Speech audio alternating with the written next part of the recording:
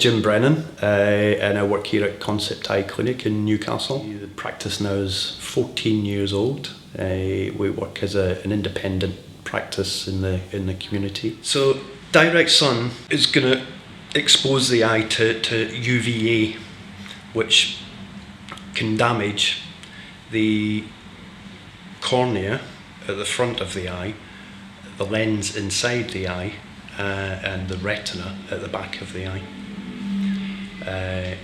So in the long term, if the lens gets damaged, it can cause cataract, and it's the most common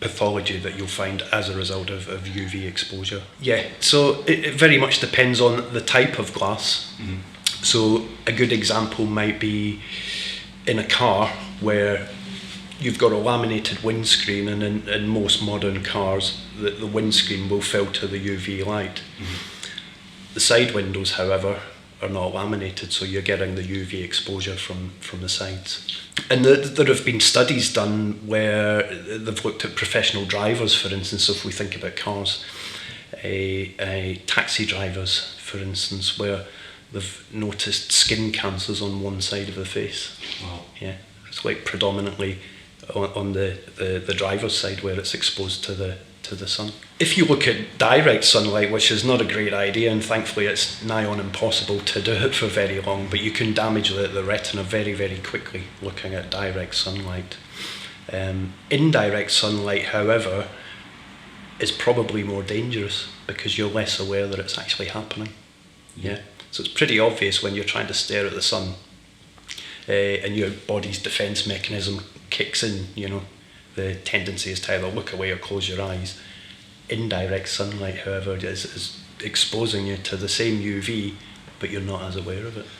So chronic exposure, we mentioned already, so cataract, very, very common.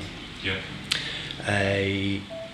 And if we think about countries where you've got a high UV index, so take Australia and Africa, for instance, you've got people having cataract treatment in the 30s, believe it or not. Yeah, it's really, really common.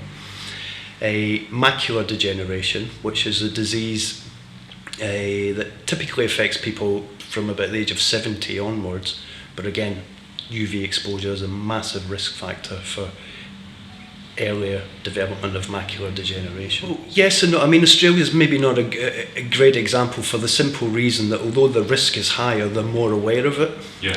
Whereas in the UK, we tend to think that there's not as much UV as there actually is. But even when it's cloudy, it's coming through. But, Australians are quite sun savvy. Mm-hmm. If you take Africa, for instance, and I've seen patients here who've maybe lived in Africa or been brought up in Africa with eye conditions that normally you wouldn't expect them to have it at that age, as I say, in the 30s, 40s even.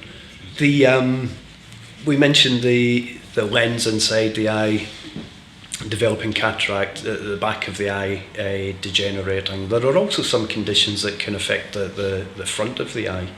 Mm-hmm. The cornea, for instance, you can have extra skin growing onto the cornea. It sounds horrible, but that thankfully can be removed. And of course, if we think about around the eye itself, there are various skin cancers that normally we would be expected to pick up at an examination if it's something that's directly around the eye, so the eyelids mainly. Yeah. Very, very much so. Yeah. So here, for instance, we,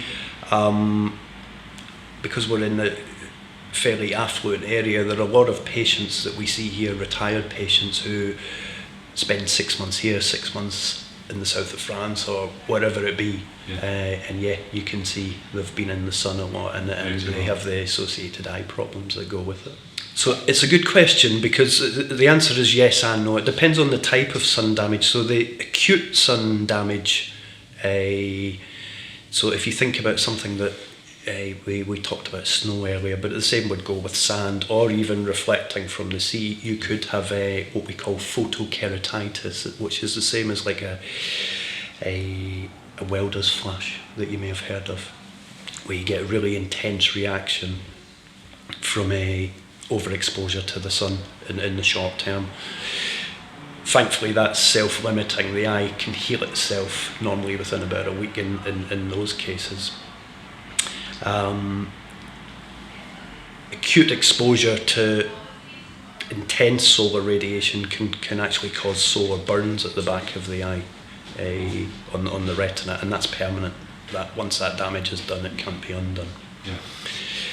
We mentioned macular degeneration.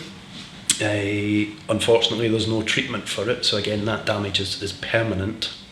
And with cataracts, in order to address that, you would need surgery. Yes, is the short answer. So, and normally, environment is the main reason why that would happen. And dry eye encompasses a whole spectrum of different conditions, different causes, and so again, in the short term, the eyes would tend to look quite red, tend to look quite angry, and often, even though the surface of the eye is getting dry, you would tend to see someone with quite watery eyes. It sounds strange, but the underlying cause of watering is dryness on the surface of the eye.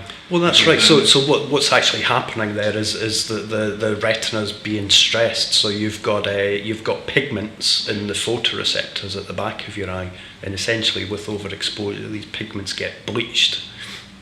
Now, as your eye's trying to regenerate these pigments, that's what's causing these little blind spots in your vision. But yeah, over time, if you damage the retina, you're going to have, and we mentioned macular degeneration, that's exactly what you're going to have. We would always advise patients to, if they spend a lot of time outdoors, to wear a good quality pair of sunglasses and perhaps a brim on a hat to keep them protected. So people who are out on the golf course, for instance, for hours on end. Any lenses that we give to patients here, whether they're for normal use or for sun, have all got 100% UV protection on them. Especially for things like driving and so on. This time of year the sun's quite low in the sky. You tend to get a lot of glare. The UV index is not as high, but the glare from the sun is a big issue. I always think there could be more done. Yeah, when it comes to health awareness, it's really about educating the public, rather than working on the assumption that they should know these things, And I read only yesterday. I read an interview, and it was a GP saying that he had no idea that he had been for an eye test, and he was in his early 60s, had early cataracts, and he was completely surprised to find out that UV exposure was part of the reason why that happened. The point of it was that he said, well, I'm going to invest in a good pair of sunglasses. He always thought sunglasses were just for show. Yeah, just to look good. And there would be someone you would think might know better. But yeah, really interesting, so thank you so much. Oh, you're welcome. Not a problem. I hope that was